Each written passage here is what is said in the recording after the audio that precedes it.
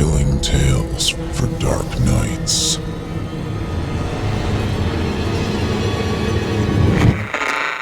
Want to make sure you never miss a Chilling Tales for Dark Nights video again? Be sure to subscribe and hit that bell to turn on notifications. Working for the defense industry has always been a trip. I started out in the late 90s, working out of Yuma, Arizona, engineering the next wave of unmanned surveillance drones for the U.S. military. Technology had come so far by this point, nothing seemed off limits. And the think tank was always full. I was proud to be of assistance, and took my job extremely seriously, as we all did. It was life or death for our folks in the field, and it was our job to lessen the load in any way we possibly could. But unfortunately, after September 11th, 2001, this load seemed much too heavy to bear, at least with the technology we were coming up with. They wanted next level. They wanted to kick some ass. They wanted to weaponize the drones. Being as pissed off as I was, along with every other red-blooded American, I was all in. And just as the patriotic fervor in my heart was ready to burst through in my work, I was pulled from the project and reassigned to Butte, Montana. No explanation, and given only 1 week to pack up my shit and go. I simply did not understand. Needless to say, I felt a certain kind of way about my perceived demotion. So, moving from Arizona to Montana in the dead middle of winter was absolutely shocking, both physically and mentally. I felt like I must have really fucked up somewhere to deserve this kind of punishment. But what did I do? Or were they simply cleaning house and looking for new blood? I just wasn't sure. Regardless, with my tail between my legs, I showed up for work, ready for whatever toilet scrubbing duties they had in store for me. I was not prepared for what lay ahead. And there we were, a group of 8 engineers, waiting in front of what looked to be a modified airplane hangar in the middle of nowhere at 5 a.m. in the morning. We blew smoke rings of crystallized breath and nicotine at each other and engaged in small talk while we waited in the freezing cold. They were all as confused as I, as to why we were reassigned, and for what end purpose it could possibly serve. Eventually, a middle-aged man in a large green parka goaded us into the hangar with a simple movement of his hand. Apparently, introductions were not yet deserved. We checked in at the front desk, provided our IDs and clearances, then followed him, past rows of empty, dust-covered desks and black computer screens, toward the back of the hangar. You would have thought that this setup was an obsolete, ancient remnant until we moved further back and the 2 extremely large holding cells came into view. We all looked at each other and snickered as we attempted to take it all in. I wasn't sure if we were relocated to an army facility or an actual zoo. The holding cells were partitioned right next to each other, surrounded by thick plexiglass, and outfitted with trees, stones, dirt, ponds, and one angry-looking gray wolf smack dab in the middle of each, just staring at us, salivating. What in the hell was this? We then heard a voice from behind. "They will be your best friends for the next year, fellas. The one on the left is Steve. The one on the right is Chloe. Sure, Steve's a bit bigger, but don't let Chloe fool you. She's a lot bitchier, as you will quickly find out. The goal is to replicate the mannerisms, habits, even their deepest instincts. You will watch them, get to know them. Hell, maybe even get to love them. The game has changed and we have to change with it. In exactly 1 year's time, we go into full-on production of these units. Obviously, to recreate a functional killing machine like this out of steel, titanium, and fiberglass in such a small window of time will be a nearly impossible task. But you will do it. Because that is what you are here for. To create WarWolf." Just as the man finished speaking, a door in the back of each holding cell opened and a young fawn was led into each. It didn't take long for that blood spray to pepper the glass with sounds of splattering paint. And just as the man said, Chloe proved to be a lot meaner than Steve. The mess she left behind proved it. One of the engineers vomited at the sight of it. That person was immediately let go. Man down already. This one was not going to be a project for the squeamish. The fellow who introduced us to the wolves turned out to be our project manager, Joseph. He was actually the man in the parka who we met outside the hangar on that first day. His job was plain and simple, to lay out the initial plan, to make sure we stayed on task, and most importantly, to ensure that the deadline would be met. Other than that, he pretty much stayed out of the way and let us do our jobs. We were all chosen specifically from different parts of the U.S. to combine our specific strengths together in order to create the monstrosity that they envisioned.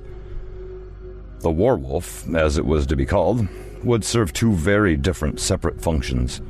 First, it would be used for non-lethal capture. Second, it would be used for the elimination of a target. There was no room for error. We had to design the perfect combination of size, speed, and violence, but with the precision necessary to ensure the safe passage of a prisoner as well. We got to work, and didn't look back. Out of everyone there, I was the one who chose to spend the most time studying the wolves. Not only because I was honestly enthralled, but because I was a mechanical engineer. Range of motion was important, and the more time I studied Steve and Chloe, the easier my job would be. The pieces I designed would need to fit perfectly, to move together seamlessly. Though it would be impossible to recreate their beautiful movements 100%, the programmers and I were going to try to come as close as we could. The wolves had special handlers designated to them, for the feeding and for the cleaning of the cells, but I also took part in these duties whenever I had the chance. Intimacy with my subject was very important. The rest of the guys thought I was nuts, but I was simply concerned with the finished product. There was really no time for anything but work. Long 12-hour days for months upon months, with Sunday being our only day off, and some of us would choose to come in on that day too. 1 year to design, prototype, and sign off on such a thing is laughable. In a regular circumstance, something that complicated would take at least 3 years to complete, at the very minimum. But we put our time in every day, then went back to our separate apartments and slept. And maybe ate, if we had the energy. All the while, we kept up on current events and watched Al-Qaeda dismantle our brethren, literally. We made a point to watch the beheading videos, to keep us cognizant of the reason why we were there in the first place. That, mixed with watching Steve and Chloe bloodily mangle their prey with impunity on a daily basis, well, that created somewhat of an unhealthy energy, which became apparent as Joseph modified our creative direction. He told his bosses that we simply did not have enough time to design and program for the two functions of the WarWolf, only enough for one. They needed to make a choice if they wanted to hit their all-important deadline. And of course, they picked the bloodier option: destruction of the target at all costs. The darkness had set in. At about month 9 of our little experiment, the decision to let Steve and Chloe was made. Joseph felt there was nothing more to learn from them, so one evening at the end of the shift, the handlers took them both out the back door and let them free in the forest behind the hangar, back into the wilderness where they belonged. I was sad to see him go, but I understood that the time was dwindling and there was only one thing left to do: to build the fucking thing.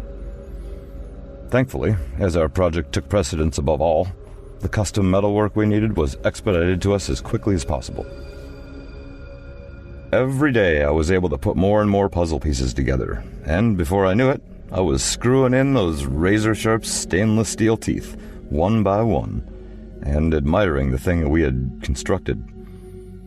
I stood back in amazement, trying to process what stood before me. Sure, Steve and Chloe were the models, but the finished product was... well, that was something else. It's hard to describe in words the visual overload that the WarWolf demanded. 7 feet long, 4.5 feet tall from paw to ear tip, 1,400 pounds. Gleaming titanium plating covered the entirety of the beast, except for a 10-inch mesh-covered speaker mounted in its chest, for those moments when the remote operator would need to throw out a verbal command to a fleeing target or possible comrade. This was a fully functional robot werewolf of the army. But unlike those sci-fi films and comics of old, this werewolf was very real, and a million times more dangerous. The full moon? Well, that was replaced by a simple flip of a switch. We were all so very excited to see our creation creep out from the recesses of our imagination into reality. From the very moment that the hum of the battery entered my ears, my heart began to pound with ferocity. The solenoids actuated, the pneumatics forced the life breath, and the behemoth's eyes gleamed with a glowing electric blue. It was alive!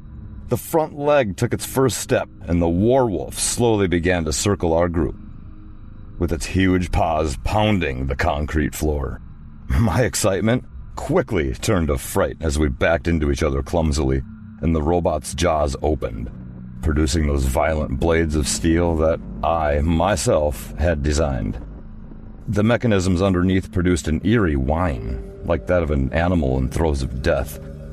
Just as I was readying an escape of some sort, the creature stopped in its tracks, and the speaker blared aloud with Joseph's voice. "Pretty fucking scary, isn't it?" It sure as hell was. All that night, I was alone in my apartment. I couldn't stop thinking about our creation, or the fear that I felt as it approached me. I did not sleep. Thankfully, I knew that the next day was probably going to be my last on the project. One more trial, and if it went well, it would be off to quality assurance again, and hopefully the full production of 10 units would start shortly thereafter. Oh, I was relieved that the end was in sight, and although I knew we had succeeded in our tasking, pride was something that I was stumbling in the dark to find. We had created a monster, and many lives would surely be extinguished by it. That's quite the heavy burden for any conscience to bear. I remembered that long-forgotten rule of the Lord: "Thou shalt not kill."